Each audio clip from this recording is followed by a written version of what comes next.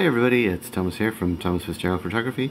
It's been a while since I've done a YouTube video. Well, it's a couple of weeks, not a while, but in YouTube world, that's a long time. I'll be relegated by the gods of YouTube for not uploading. So this is just kind of a quick catch up. To be honest, this is just going to be a ramble. So the reason I haven't been doing anything in a while is I actually have been sick, so kind of limits to what you can do. And I'm catching up here with an all-important coffee. So there's been a lot going on in the camera industry, as you may have noticed unless you have been living under a rock. So Nikon announced its new full-frame mirrorless camera, which set the internet on fire with some of the most ridiculous commentary I've seen in a long time. I've covered it in a couple of blog posts on my blog, so I'm not really going to go into it too much more. But there is also the Canon EOS R, which has been leaked, and that is scheduled to be announced this week. So we'll see how the internet reacts to that. I suspect we might see pretty much the same overreaction. So a lot of the things that people have been complaining about are, it doesn't have this spec or it doesn't have that spec. But, to be honest, most of these things are just about what the camera does on paper. Very few people have actually used it in real life. And those that have kind of been, some of the reactions have been mixed. I have seen some people that I follow on Twitter that have had the full camera and they've been out using it, and they have been blown away by it. It's it's only really some of the people who got maybe an hour with it hands-on, or a couple of hours hands-on at the press release, where they didn't even have the full version, and they were the ones kind of giving out about it. But even at that, there was mixed. Some people still loved it. So I think it was a very poor press launch on Nikon's part, and I think that kind of contributed to it. It strikes me as that it was rushed, but I don't know. So now we have, the next one is going to be Canon, and Canon have their EOS R, which is going to be their kind of their full-frame mirrorless system. And from the leaked specs, it looks like it's going to be basically a mirrorless EOS 5D. Now there's still a few things we don't know about it, and I think some of these will be kind of critical as to the reaction it's going to get.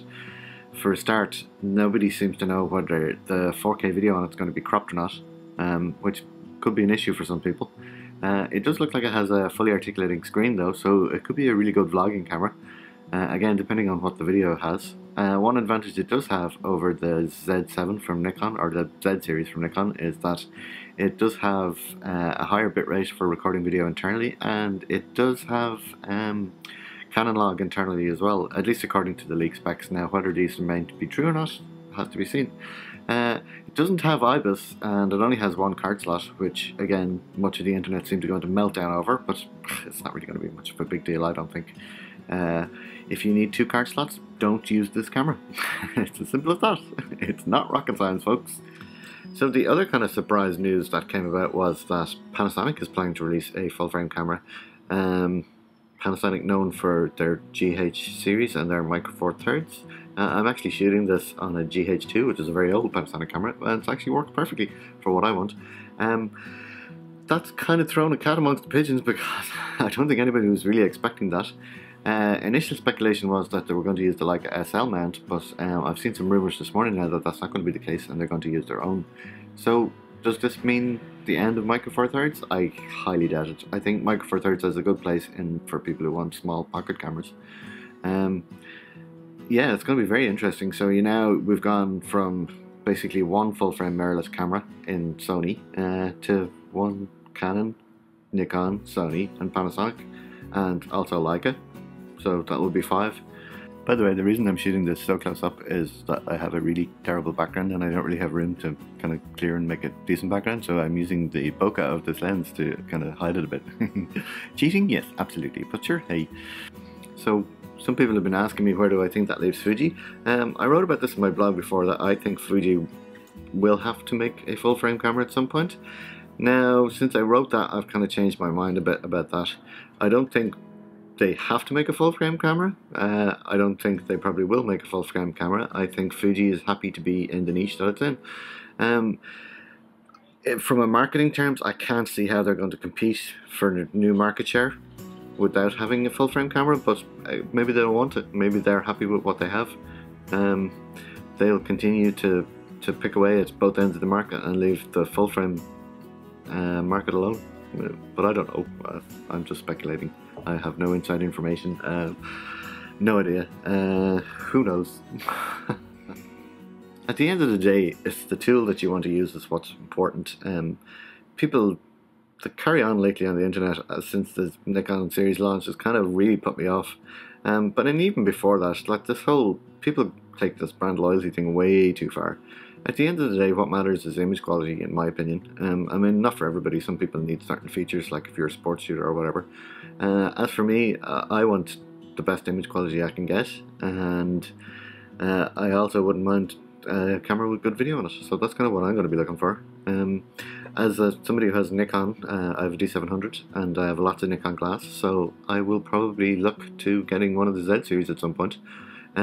Mainly because I have all that Nikon glass, and unless they're awful, that's a really cheap way into the full frame mirrorless. Because what I would spend on switching to Sony would be far more. It'd be different if I had Canon glass. You'd be a bit more options there because there aren't really any good Nikon adapters for Sony at the moment, whereas the Canon adapters aren't bad. However, the FTZ adapter, everybody says it makes your F series lenses work just as well on the Z series as native Z series lenses. So it'll be interesting to see how that goes. Again, as I said, I'm not planning on doing anything in the meantime. I'm still using all my various different cameras, and if you don't know what I have, I'll link to that. I had a previous video where I talked about some of my old cameras. I think the interesting thing about all this is we're at a transition in the camera industry, and it's probably going to be as big as the transition from film to digital. At least that's what I think, anyway. It kind of reminds me too of the transition to smartphones. You see, we already have existing mirrorless cameras, so there's Micro Four Thirds, there's Fuji and Sony, and they're kind of the early adopters, or the early kind of cameras coming into that market, and they set the whole thing up for everybody else. And it was only then when it reached critical mass that kind of we see a mass movement towards that. And so I know some people who have been shooting with mirrorless cameras for a while, be it Micro Four Thirds or Fuji or Sony, are getting kind of all obstreperous over the whole fact that everyone's paying attention because Canon and Nikon are jumping on the mirrorless boat, and they're like, hey, we were here first, which is fair enough and it's true. But again, it's kind of like, I think of it almost like the Palm Pilots and the Blackberries, and then that would be kind of Micro Four Thirds and maybe Fuji to an extent, and then Sony, just to draw a really bad analogy, which I'm sure somebody would pick apart in the comments, to draw a really bad analogy, Sony, when they launched their A7 series, it was kind of like Apple with the iPhone, and now Canon and Nikon jumping in is like what happened when the Android came along, and then the floodgates opened. So I think that's kind of where we're at. It's not going to be overnight either. This transition is going to take a while. Reading some of the comments as well, people have been like, you know, if whatever, say for Nikon's launch, if it doesn't hit all the spots right out of the gate, that's a complete and abstract failure for them. But I think that's not true at all. This is going to be a transition. It's going to take time. Again, using another terrible analogy, it's like when Apple switched to Intel. It took a while for everything to settle down, and I think that's going to be the same with this. It's not going to happen overnight. It's going to take a while to get all the lenses out, and it's going to take a while for the technology to catch up. I mean, Sony have done really, really well because they were ahead in the technology. But some of the areas that Sony lacks, like ergonomics and things that people are always complaining about Sony, that is the areas where the other manufacturers can take advantage of, because at the end of the day, they don't have Sony's technological background when it comes to things like chip design and processor design. I always think that's something that gets overlooked by people.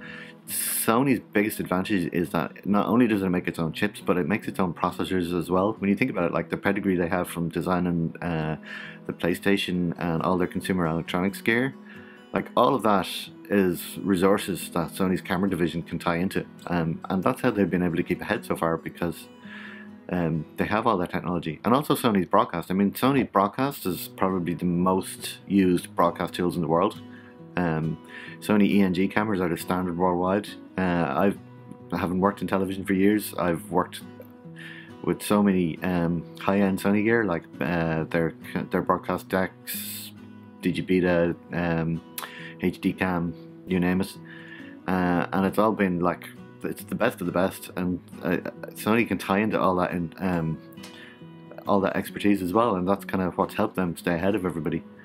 So that's why Sony's been ahead technologically, but they kind of lack in certain other areas, and I think that's where other manufacturers will make it up. And again, it gets back to this whole thing of that's why it doesn't necessarily work on the spec sheet. So people can see things and they're reading about it on paper, but until you actually try a camera, I think that's where the differences will be. The photography market is a big market. It's not a zero-sum game. There's plenty of room for everybody in it, and by appealing to different ends of the market and different kind of consumers, I think we're going to see some very interesting times ahead. And as well as that too, the competition is going to help. So when we have Canon and Sony and Nikon all fighting over this space, it's going to push each of them to develop their cameras better and to bring us new things and new technologies. Again, it's not going to happen overnight, and one manufacturer will leapfrog the other with each generation, and Sony will be ahead sometimes, Canon might be ahead other times, and Nikon might be ahead. But I think there's a lot of hyperbole about this over the last few weeks. You know, Nikon's doomed. It's like an Apple launch. You know, every time Apple launches a product, Apple is doomed, even though they're the most profitable company in the world. So it's like, I know Nikon's had some troubles, but again, a lot of that's been misunderstood as well. And I think they're doing a lot to rectify that. I don't think Nikon's going to go anywhere anytime soon. Same for Canon. So that's pretty much my rambling update. As I said, I've been kind of off YouTube and my blog a bit lately because I was sick for a while, bad chest infection, but you don't need to know that. I'll hopefully be back into kind of more updates soon. I have a few things in the offing that I'm looking forward to. I'm working on doing some more stuff with my channel. I'm going to be doing some more graphics related stuff as well, so I'm kind of trying to mix the two different fields that I have interest in. So it'll be both graphics and photography, and we'll see how we can combine those. There's some interesting software stuff coming out as well, so I'm going to have there's the last update to Lightroom changed the way Lightroom presets are installed yet again, so I'm going to have a little video about that up soon. And also I'm going to do some things that people have asked me for, including one explaining the difference between a Radiant Developer and a Radiant X Transformer. And what else? There's a new version of Alien Skin Exposure coming out, and people have been asking me about this for ages. I didn't get the last version, but when version 4 comes out, I'll try and get that and see how that works for various different things, like for Fuji files and whatnot. I'm also trying to do some more kind of arty and generic stuff. I want to get back into the photography side of things. I've kind of been too much on the technical side lately, so I want to get back more into the kind of art of photography side of things. And a lot of what I've been doing here on the YouTube channel, rather than what's on my blog, has been kind of pushing me in that direction, and that's kind of where I'm going to be planning to go. So that's just a quick update on what's been going on, and we will see you in the next video, which hopefully won't take nearly as long as the last one. And yeah, so that's pretty much it. If you like these videos, please subscribe to my channel, and when you subscribe, hit that bell button to get notifications, and like this video, and if you like it, share it or whatever, I don't mind. And see you next time. Thanks for watching.